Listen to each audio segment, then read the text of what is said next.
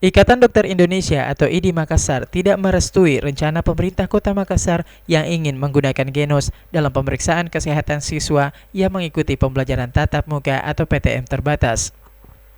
Humas IDI Kota Makassar, Dr. Wahyudi Muksin saat ditemui Jumat 15 Oktober 2021 mengatakan hanya ada dua cara yang diakui oleh IDI untuk melakukan pemeriksaan terhadap terpapar atau tidaknya seseorang dari virus COVID-19, yaitu rapid test antigen dan swab PCR. Tingkat keakuratan dari kedua metode ini sudah tidak diragukan dan telah mendapat rekomendasi dari Organisasi Kesehatan Dunia atau WHO.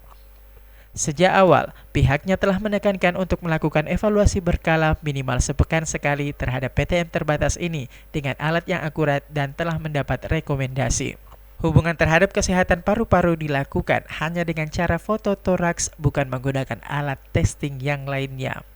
Sejak awal pun kami dari IDI selalu menekankan bahwa dalam upaya melakukan testing harus melakukan dengan alat yang akurat, bukan alat yang kita tidak rekomendasikan.